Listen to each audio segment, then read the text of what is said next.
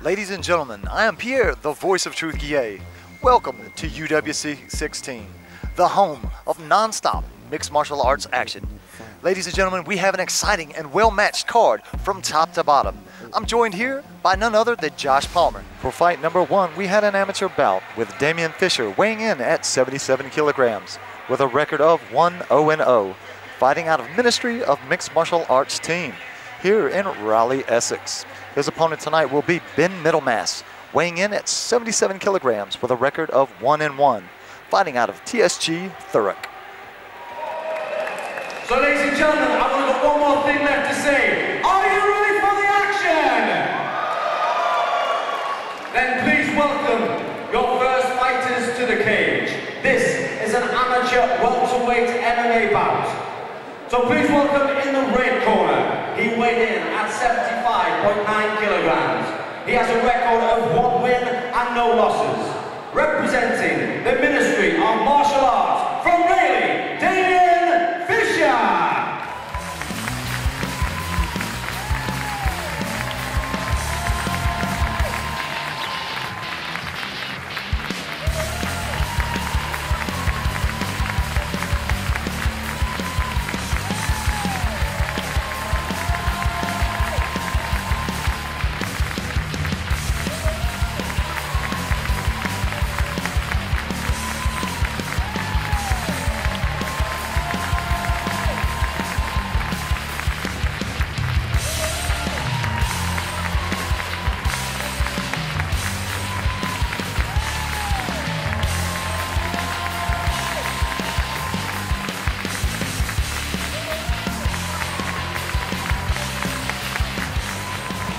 Ladies and gentlemen, now welcome his opponent to the ring.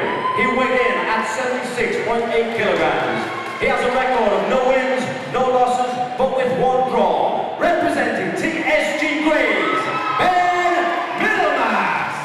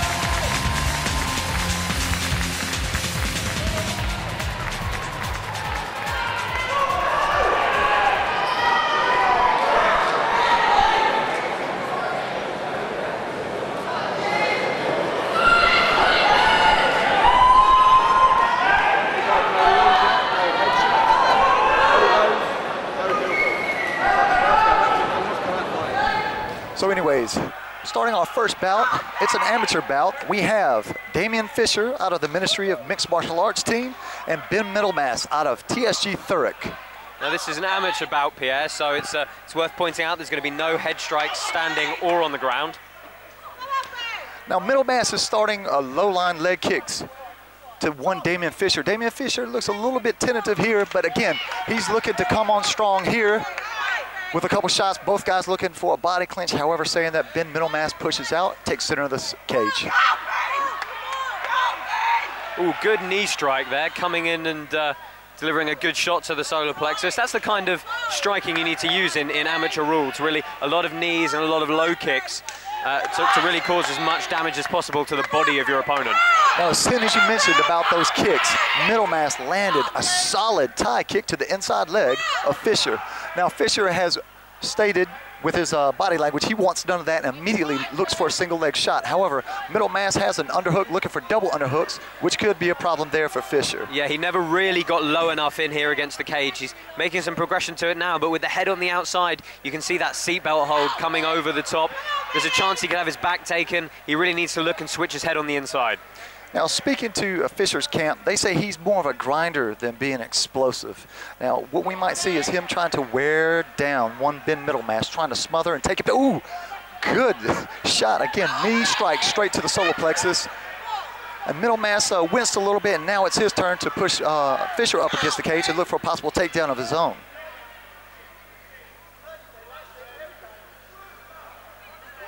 Both guys are jockeying for position. Over-unders being accomplished by both fighters. Oh, old school IVC foot stomp there from one Ben Middlemass. Yeah, he's thrown a couple of those now, and they are deceptively painful. Well, you have all those small bones in your feet, and that actually hurts. Oh yeah, driving down with the point of the heel, really focus the force and the energy of that stomping motion, can certainly do a surprising amount of damage. And, you know, it really can help you set up other things, unbalance your opponent. Exactly. You're not going to stop the fight. However, you are going to get him to move, and sometimes fights are won in millimeters and inches. And he's really working that foot stomp. We can hear them resonating around our commentary position here. And a lot of clinch work being used here. And guys, if you've never trained before, this takes a lot of energy out of you. Saying that now, there was a wince there by Middlemass. Both fighters holding their groin, both simultaneous low blows from knees, perhaps. I'm going to go out on a limb here and say that's nuts that it happened at the same time, Josh. Absolutely. And again, guys, we have rules for a reason. Both guys will get, I believe it's 5 minutes for a recuperative period. 5 minutes for an unintentional low blow. Just to be sure they're ready to continue. Very warranted. Obviously they are wearing protective equipment, but you know, a lot of force comes in from a knee, and it can really be very jarring to a fighter. Now, when I was talking to both fighters, Ben Middlemass said that he feels pumped. He's got about 150 to 160 fans, and he said that's the only thing that puts pressure for him to perform up to their expectations. Yeah, it can certainly help drive a fighter on. It's any motivation they can have to really push forward and do their best in a fight. It's all going to help them, and you know, support of your fans is one of those things. Some guys thrive on support, some thrive on being the heel, the villain, if you will. But, you know, if the support is what drives him on, then that's absolutely great for him. Now, Middlemass went to throw a kick, did a complete circle. Now, he's looking for a possible guillotine. However, he's opting to strike at the same time. But what he's doing with that high left hand is letting his opponent lock both wrists around his neck. He's not getting an arm in to stop, but he is doing a good job of getting enough forward pressure to take his opponent's mind off the submission attempt. Now, if Damian Fisher gets caught in that guillotine, that standing guillotine, he needs to drop his hips, because as soon as he gets on the tippy toes, that's when the connection for that guillotine is actually going to make him tap out. So he's good in that he's keeping his base low. Yeah, there's a lovely standing counter to a guillotine where you can drop to the side and really just lift your opponent, elevate them, and normally ends up with a very good double leg takedown variation.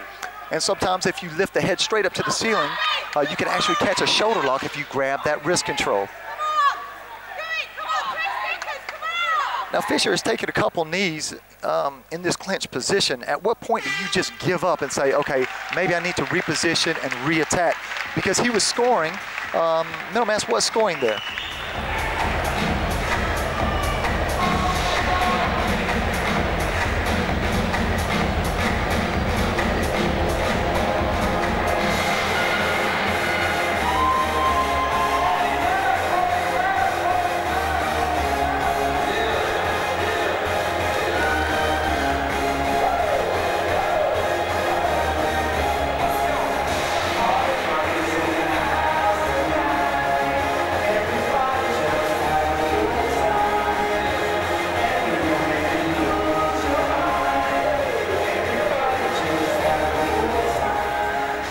Josh, we're back to the second round of Damian Fisher versus Ben Middlemass here at UWC 16.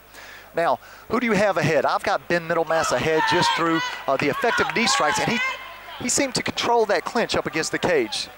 Yeah, certainly the foot stomps as well also counting into that. I've just noticed there's a lot of experience in the corner of Damian Fisher. Finding out the Ministry of Martial Arts, he's got Valentino Petrescu and Lee Catling in his corner, both very well known on the MMA and grappling scene. Now look at this here. Was that a move of desperation? Because Damian Fisher looked to attempt a standing guard. Yeah, standing guard jump from Damian Fisher.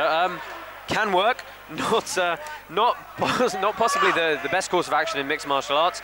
Leaves you really open to get slammed. Obviously, if it were a jiu-jitsu competition, that would be illegal. But this is MMA, and you know, you got to change your game plan a bit. Just a little bit. Now, here's the thing. Damian Fisher again looking to go for that single leg. However, Middlemass, if he stays on it here, he's got the body lock. Now look at this. I mean, wow, Damian Fisher is really struggling to get this Ben Middlemass down. Yeah, so far he hasn't been able to connect. Yeah, I mean, again with the outside single, but the outside single in free space can work because you can really change your angle and move them around, but pressed up against the cage, you're open to be cross-faced or guillotined as hard as you can, and he opted to try and pull guard using almost a shin, what we call a shin-to-shin block, but you know, Ben Middlemass able to scramble away. Again, he tries to fall to guard. This could be a horrible position for Damian Fisher. Now, there was no head strikes, or else Damian Fisher would have been in a lot of trouble. However, this is an amateur bout.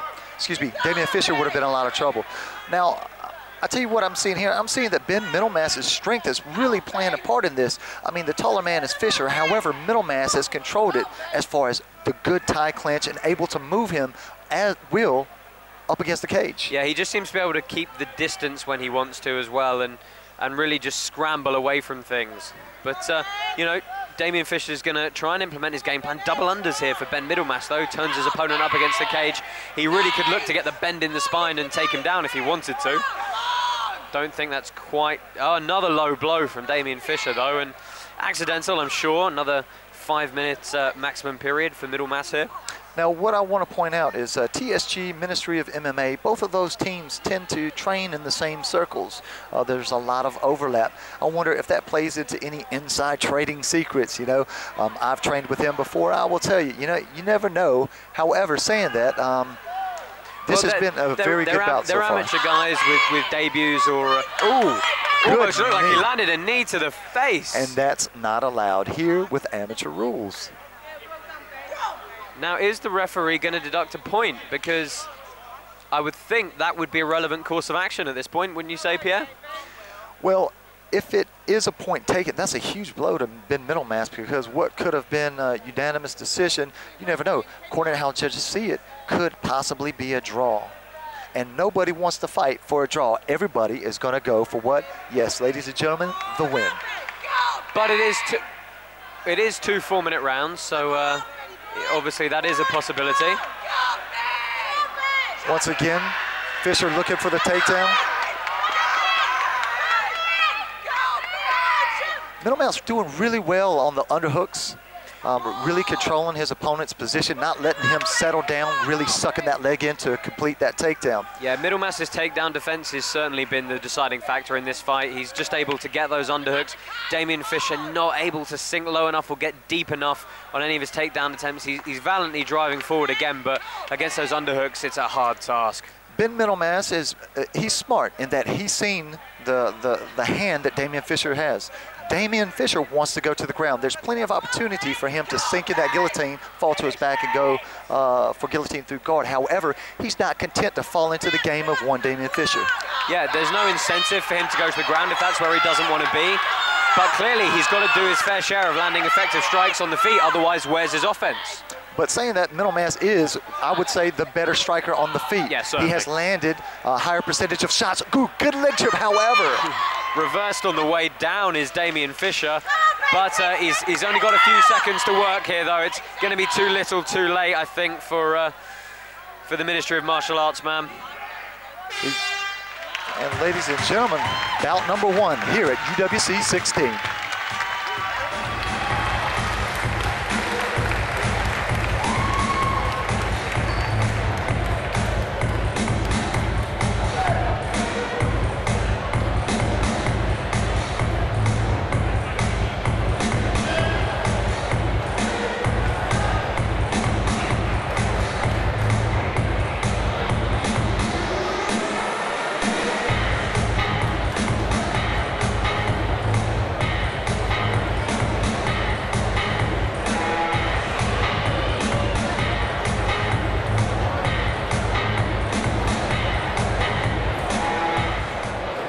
Ladies and gentlemen, big round of applause for these two amateur fighters going the distance. Ladies and gentlemen, after 2 rounds of action, the judges have made a majority decision in favour of your